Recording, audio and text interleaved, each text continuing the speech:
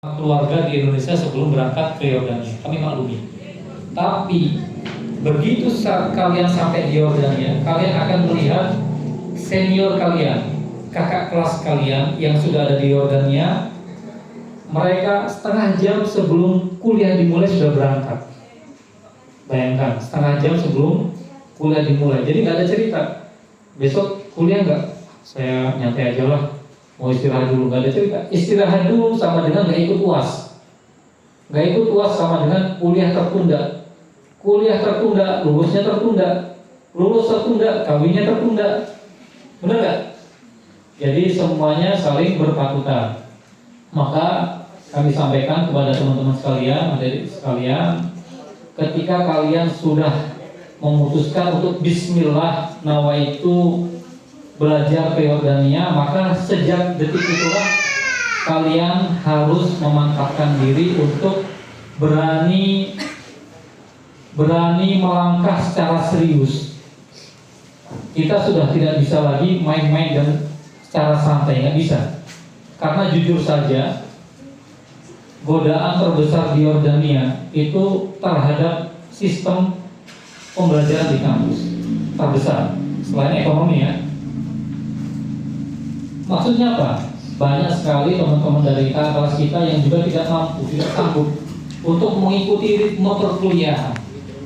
Nah, makanya kalau kalian berangkatnya dengan penuh support dan semangat dari keluarga dan para guru, ini terus dipertahankan sehingga rencana kita untuk bisa menyelesaikan studi S1 selama 3 tahun ini nggak cuma menjadi angan-angan belaka, melainkan sebuah angan-angan, cita-cita dan harapan yang sejalan dengan apa yang kita lakukan selama beberapa tahun ke depan.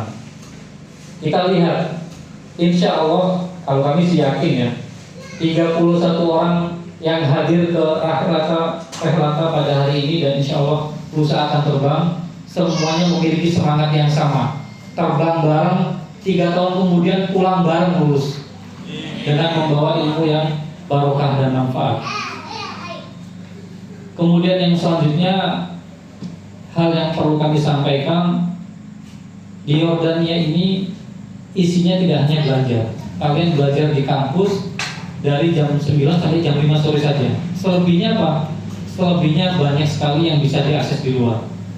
Nah, jangan mentang-mentang jauh dari orang tua, jauh dari keluarga, nggak bisa dipantau, kalian semaunya sendiri. Jangan sampai. Pertahankan nilai-nilai yang selama ini sudah diajarkan oleh orang tua. Pertahankan nilai-nilai yang selama ini sudah diajarkan di pesantren. Kalau memang biasanya kita tidak bergaul dengan lain jenis pada malam hari, khususnya setelah jam kuliah ya, kita kembali ke rumah atau ke apartemen sebagaimana mestinya. Membatasi diri. Ya kita muamalah sewajarnya saja. Tentu satu sama lain kita pasti ada komunikasi terkait perkuliahan, terkait dengan tempat tinggal dan lain sebagainya, boleh sewajarnya saja. Tetapi ketika kita sudah sampai di sana, semua harus menyesuaikan dengan norma-norma yang selama ini sudah kita pelajari bersama. Jangan sampai, karena bagaimanapun di pundak kalian terdapat nama besar Indonesia. Jangan sampai dicap oleh masyarakat Yordan, ternyata ini orang Indonesia kalau malam suka nongkrong pinggir jalan sambil merokok, sambil sama cewek cowok. Nah, ini nauzubillah. Kalaupun ada, mungkin mudah-mudahan bukan bagian dari kita. Kalaupun ada, biarkan itu orang negara lain, bukan negara kita. Kenapa? Karena kita semuanya adalah orang-orang terpilih. Orang-orang terpilih dan di pundak kita ada nama besar Indonesia. Sangat aib sekali kita yang biasanya di pesantren kita terkenal dengan orang yang punya adab, orang Indonesia, orang yang muhtaram. Ini hal-hal yang perlu kita jaga bersama. Dan terakhir teman-teman sekalian, insya Allah dalam beberapa dua hari ke depan kita akan bersama-sama di sini. Besok mohon jangan ada yang keluar karena banyak sekali materi yang akan kami sampaikan. Ada 4 sesi insya Allah. Pagi kita akan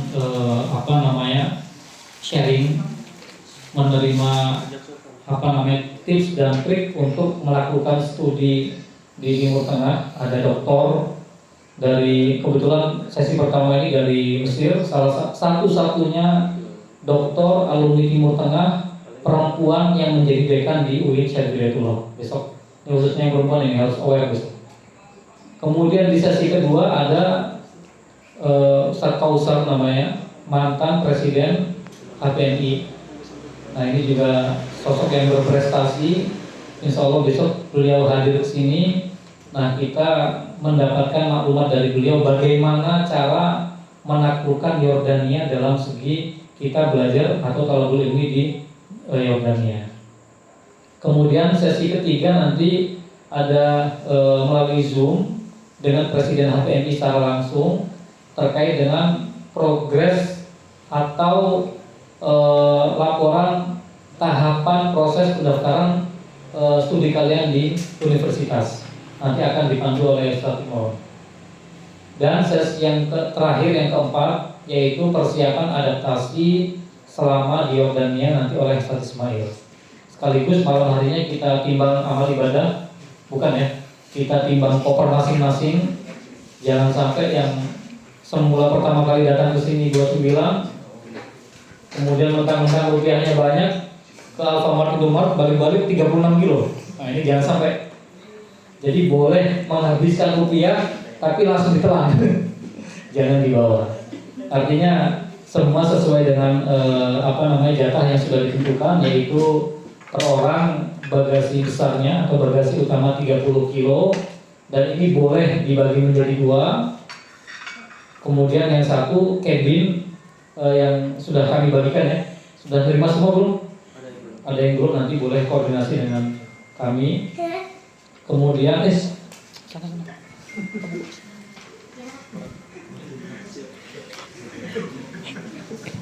iklannya